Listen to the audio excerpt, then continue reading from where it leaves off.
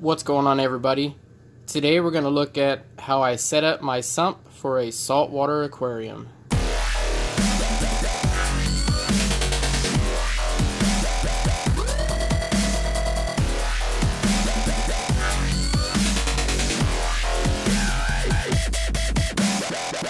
Alright guys, so first thing you'll notice is the lime green bright sump. It has Texas etched on there because obviously I live in Texas. The sump is 42 on the width, 16 front to back, and then 16 tall. That roughly equates to 50 gallons. This was a custom built sump, as you can tell. I've got it from Lone Star Reef. He is on Facebook, and I'll leave a link to his Facebook down below.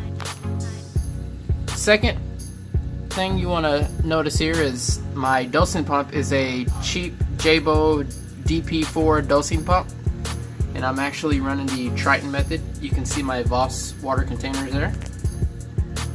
I've got the nicest sump, the nicest skimmer I've ever had so far in my life. It's the Bubble Magus Curve 7, and it's actually running right now. You can't hear anything. The only real thing you can hear running is probably the water that's going through all my pipes here. But this thing is a beast. As you can tell, it's got a whole bunch of nice nasty skim made in there, and I'm actually running it pretty wet right now because I was running it the other day and it got a lot of nice black dark skim mate, and then it kind of overflowed, so it went all back into the sump and the tank and all that good stuff. So I'm wet skimming right now just to get a good head start on all the skim mate there. Back in the back, let's go from the top. You can see my bulk resupply reactor. It's actually, I've got a lot of carbon in there. I'm running carbon, and I'm using a, what kind of pump is that there? It's a cobalt pump. It's a MaxiJet 1200 pump. There you go. For my filter socks, I've actually had custom-made sock holders put in so I could raise and lower them, but they didn't fit as well as I liked them. And basically you'd have to take out the skimmer and the carbon reactor every time you wanted to change your filter socks. So I said, nah, forget that. So basically I put some PVC. As you can see, a little bit of the coloring right there. I've got some PVC there. It's just coming down probably about 4 or 5 inches. And I use a rubber band and a filter sock to just hold the filter sock in place. And that's my main filtration there.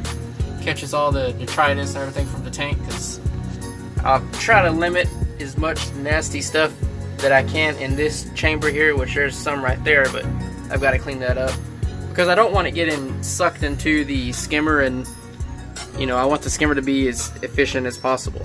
So you can also see I've got one of my temperature probes right there coming out of my apex. I want to see what the temperature is in this chamber as well as in this chamber, just to see what the difference is. I'm actually going to run this up to my overflow box in my tank just to see what the difference is, because during the night, actually, when the lights are off, the tank is actually the hottest whenever this beast is on right here, this Kessel. And I'm wondering if it's actually a true temp, or if the display tank temp is not that hot compared to the sump. So I'm just kind of wondering about that.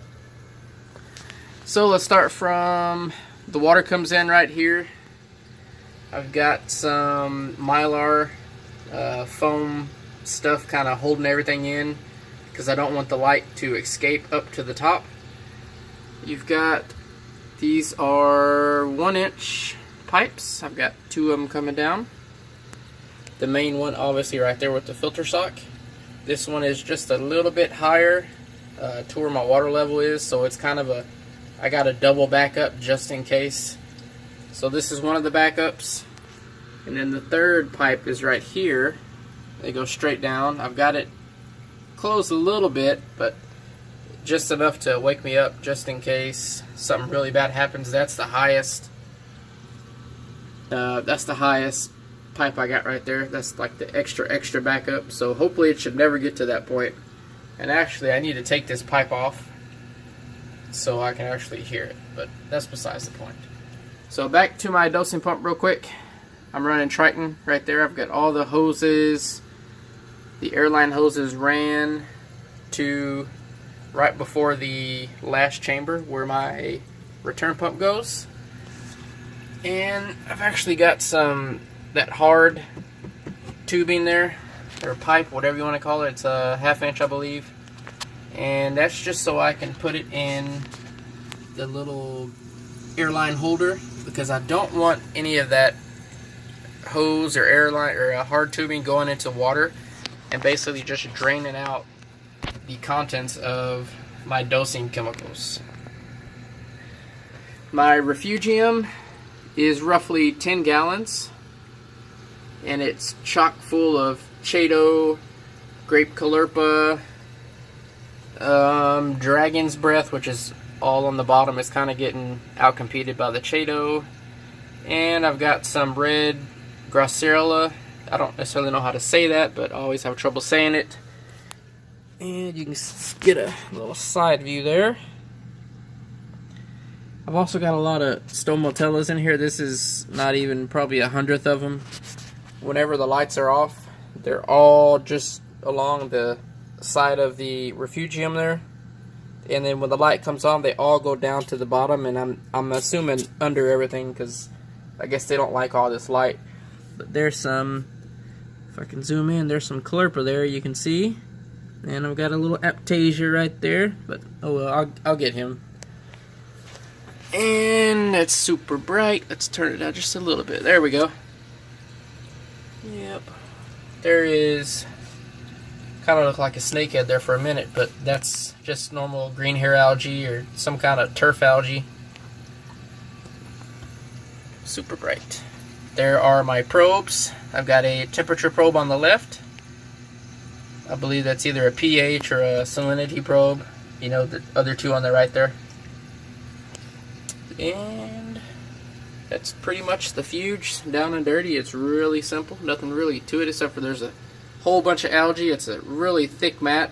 I need to harvest that pretty soon. Oh yeah, I'll also show you this here. I don't really want to get my hands wet. I don't know if you can see it, but no, you're not going to be able to see it. But I do have half a box of marine pure blocks all under this algae here, just for bacteria to kind of live on and thrive. This next little area here,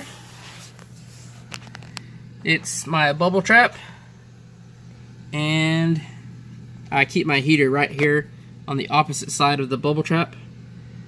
And you can see I've got some filter floss right there, just for, you know, to catch any extra detritus or algae or these thingies, Aptasia.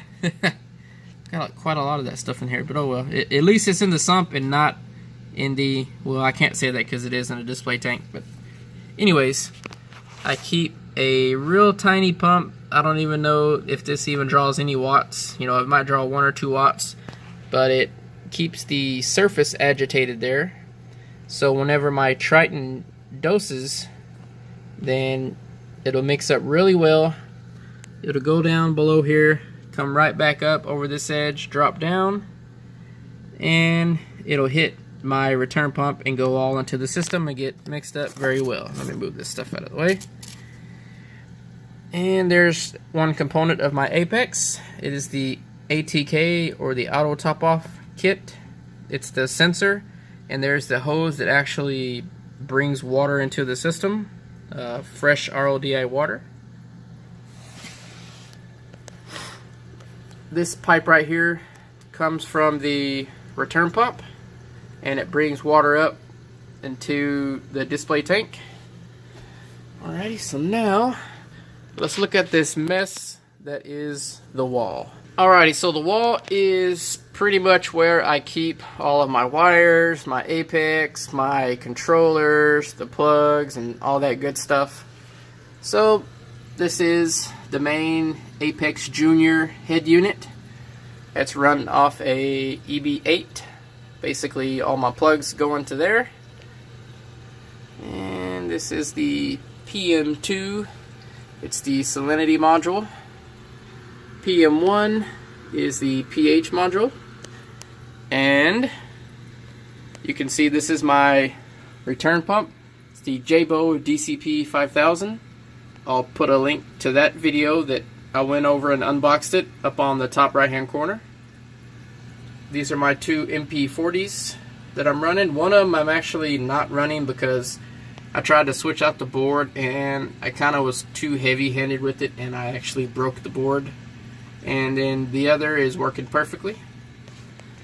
So you can see all my wiring. It's not necessarily all that pretty, but it does work. I tried to keep as most of it as I could behind the actual sump there, but you know, it works as it is.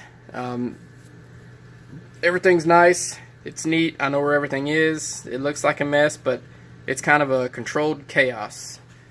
And let me show you my other parts here. So this is my MP20. Yes, it's not an MP10 or MP40, it's actually an MP20. And it looks just like the MP40. The back part is the same, and the actual motor or the spindle on the inside is actually the same as well. And then that is the FMM. It controls my ATK. It can also control a few other things, but I'm not necessarily sure what it can control because I have not looked into it. So these are actually on the outside because I don't put anything on this side of the wall, because this is where pretty much I keep all my tools. I've got my net back there, I've got my little grabber, I've got a scraper.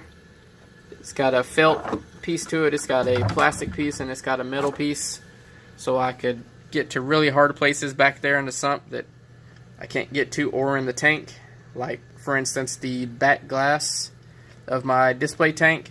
It's really tough to get to, so that really makes it easy to get to without getting soaked. So I appreciate you guys watching.